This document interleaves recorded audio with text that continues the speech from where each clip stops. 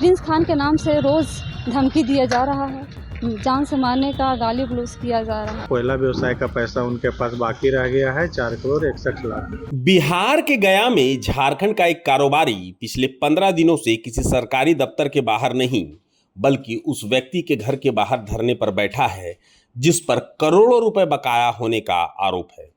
दावा है कि दो समझौते होने के बावजूद भुगतान नहीं हुआ और अब मामला सम्मान, कारोबार और करोड़ों की वसूली की लड़ाई में बदल चुका है। झारखंड के चतरा जिले के रहने वाले कोयला कारोबारी धर्मेंद्र सिंह उर्फ मुन्ना सिंह इन दिनों बिहार के गया जिले के रानीगंज इलाके में धरने पर बैठे हैं। उनका आरोप है कि कोयले के कारोबार में उनके 4,61,00,000 रुपए फंसे हुए हैं जिसका भुगतान अब तक नहीं किया गया। धर्मेंद्र सिंह का कहना है कि इस रकम को लेकर 2 बार समझौता भी हुआ। पहला समझौता 23 दिसंबर 2024 को कोर्ट के माध्यम से हुआ जबकि दूसरा 2 मार्च 2025 को इमामगंज स्थित होटल नीलांचल पैलेस में सामाजिक बैठक के दौरान कराया गया, लेकिन उनके मुताबिक दोनों समझौते के बाद भी उन्हें उनका पैसा नहीं मिला। कारोबारी का दावा है कि अपनी साख बचाने के लिए उन्होंने रांची स्थित अपने फ्लैट को गिरवी रखकर 1.5 करोड़ रुपए का बैंक लोन लिया ताकि अपने अन्य व्यापारिक भुगतान समय पर कर सके। उनका कहना है कि उन्होंने अपनी जिम्मेदारियां निभाई लेकिन जिनसे पैसा मिलना था उन्होंने अब तक भुगतान नहीं किया। मेरा नाम धर्मेंद्र सिंह उर्फ मुन्ना सिंह हुआ। मेरा पैतृक निवास ग्राम सोनपुर, पोस्ट कौरा, थाना प्रतापपुर, जिला चतरा, झारखंड है। अच्छा, आप रानीगंज में संतोष अग्रवाल के घर के सामने खटिया बिछा के बैठे हुए हैं कि क्या वजह है? ये खटिया बिछाना इसलिए मजबूरी है कि इनके पास मेरा पैसा बाकी है 4,61,00,000 और हम इनके यहाँ 15 दिन से तगादा करने आए तो मुलाकात नहीं दिए। अभी भी यहाँ 24 घंटा लगातार 14वां दिन बैठे हुए हैं। उनके द्वारा न मुलाकात किया गया, न हमको बैठने उठने का कोई व्यवस्था दिया गया। तो ये चारपाई हम यहीं से खरीद करके और उनके घर के आसपास बैठे हुए हैं। अभी तक उनके द्वारा कोई पहल नहीं किया गया है। किस तरह का पैसा था? क्या हमारे उनके बीच में कोयला का व्यवसाय होता था। कोयला व्यवसाय का पैसा उनके पास बाकी रह गया है 4,61,00,000। ये मुजमानी है या कोई डॉक्यूमेंट्स है आपके पास?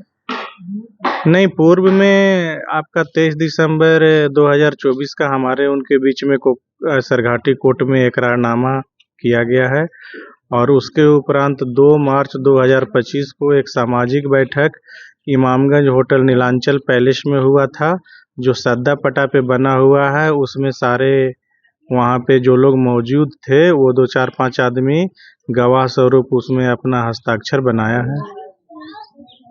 क्या कह रहे हैं आपके पैसा के विषय में?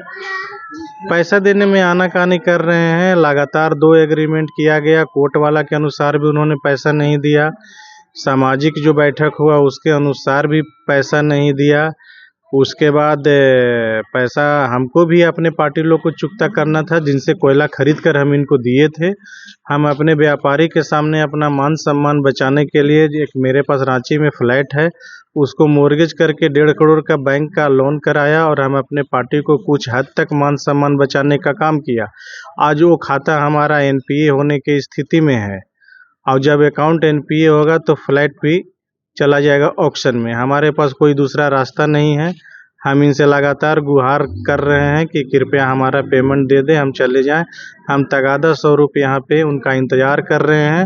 वो घर नहीं आ रहे हैं और न ही उनके परिवार लोग हम लोग से कोई बातचीत करते हैं। उल्टा हमको तंग तबाह करके हम यहाँ से अगर आप नहीं जाइएगा तो हम आपका हत्या करवा देंगे, इस तरह का लगातार हमको धमकी दिया जाता है।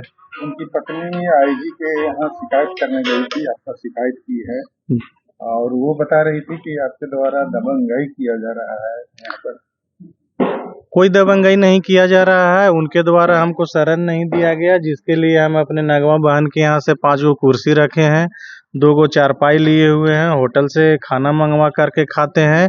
और ये दबंगाई वाला जो शिकायत है वो बिना एकदम निराधार है, बेबुनियाद है।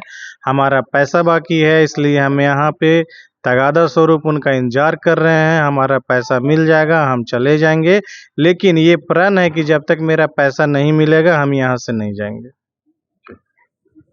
अपराधी प्रिंस खान के नाम से रोज़ धमकी दिया जा रहा है, जान से मारने का गाली गलौज किया जा रहा है। वहीं दूसरी ओर जिस परिवार पर बकाया राशि का आरोप लगाया गया है, उसकी ओर से अलग अलग आरोप भी लगाए गए हैं।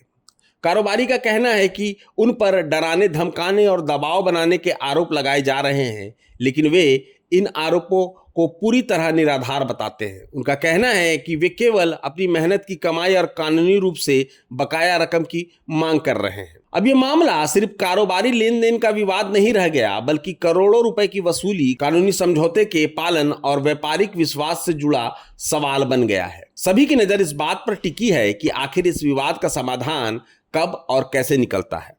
फिलहाल धरना जारी है और दोनों पक्ष अपने अपने दावों पर कायम हैं। इस मामले में अंतिम फैसला जांच और कानूनी प्रक्रिया के बाद ही सामने आएगा। प्रभातखबर.com, विश्वास वही, रफ्तार नहीं।